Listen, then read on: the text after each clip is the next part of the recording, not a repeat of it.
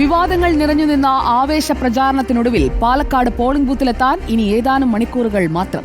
വോട്ടുറപ്പിക്കാൻ അവസാനവട്ട ഓട്ടത്തിലാണ് സ്ഥാനാർത്ഥികളും മുന്നണികളും. പാലക്കാട് ഗവൺമെന്റ് വിക്ടോറിയ കോളേജിൽ നിന്ന് പോളിംഗ് സാമഗ്രികൾ സ്വീകരിച്ച ഉദ്യോഗസ്ഥർ ബൂത്തുകളിൽ തയ്യാറെടുക്കുകയാണ്.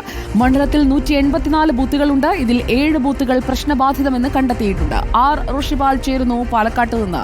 ആർ റോഷിപാൽ, വിപുലമായ ഒരു സംഘത്തെ നയിച്ചാണ് നാളെ വിവിധ പോളിംഗ് ബൂത്തുകളിലേക്ക് നമ്മൾ നീങ്ങുന്നത്. ഒരുക്കങ്ങൾ എങ്ങനെ? എല്ലാ ബൂത്തുകളും തയ്യാറായോ?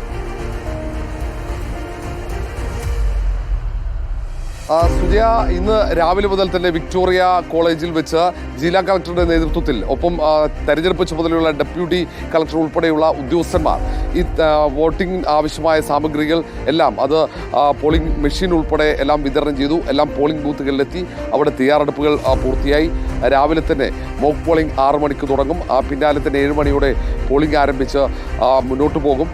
പൂർണ്ണമായും എത്രയും കൂടുതൽ പോളിംഗ് രേഖപ്പെടുത്താനുള്ള ഒരുക്കങ്ങൾ നേരത്തെ തന്നെ പരമാവധി വോട്ടർമാരെ പോളിംഗ് ബൂത്തിലേക്ക് എത്തിക്കുക, അതിനുവേണ്ട പരസ്യ പ്രചാരണങ്ങളും ഒരുക്കങ്ങളും ഈ തെരഞ്ഞെടുപ്പ് കമ്മീഷന്റെ ഭാഗത്തുനിന്നുണ്ടായിരുന്നു. കാരണം ഉപതെരഞ്ഞെടുപ്പുകളിൽ പൊതുവെ പോളിംഗ് ശതമാനം കുറയുന്ന ഒരു സാഹചര്യത്തിലാണ് പരമാവധി വോട്ടർമാരെ എത്തിക്കാനുള്ള ശ്രമം പോളിംഗ് ഉദ്യോഗസ്ഥരുടെ ഭാഗത്തുനിന്നും തെരഞ്ഞെടുപ്പ് ഉദ്യോഗസ്ഥരുടെ ഭാഗത്തുനിന്നും ഉണ്ടാകുന്നത്. പക്ഷേ പാലക്കാട്ട് അങ്ങനെയല്ല. വയനാടും ചേലക്കരയിലും ഉപതെരഞ്ഞെടുപ്പ് പോലെയല്ല. അത്രയും വാശിയേറിയ തെരഞ്ഞെടുപ്പ് പ്രചാരണങ്ങൾ നടന്ന സ്ഥലമാണ് പാലക്കാട്ട്.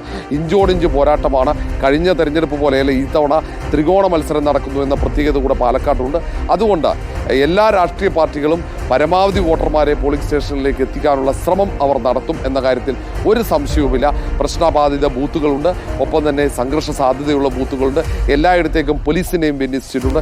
വലിയ സംഘം പോലീസ് ഉദ്യോഗസ്ഥന്മാരെ ഉണ്ട്. CISF ഉൾപ്പെടെയുള്ള കേന്ദ്രസേന, അർദ്ധസൈനിക വിഭാഗം ഉൾപ്പെടെ ഇവിടെ കേന്ദ്രീകരിച്ചിട്ടുണ്ട്. ഏതായാലും വാശിയേറിയ പോരാട്ടത്തിന് ഒടുവിലാണ് പാലക്കാട് മണ്ഡലം പോളിംഗ് ബൂത്തിലേക്ക് പോകുന്നത്. ഇന്ന് പോളിംഗ് നടക്കുന്നതിൻ്റെ തലേന്ന് പോലും വലിയ വിവാദങ്ങൾക്ക് സാക്ഷിയായി മണ്ഡലമാണ് പാലക്കാട്. ഏതാണ്ട് 30 ദിവസം ഇവിടെ പ്രചാരണങ്ങൾ, വലിയ വിവാദങ്ങളുണ്ടായിരുന്നു, വാദപ്രതിവാദങ്ങളുണ്ടായിരുന്നു.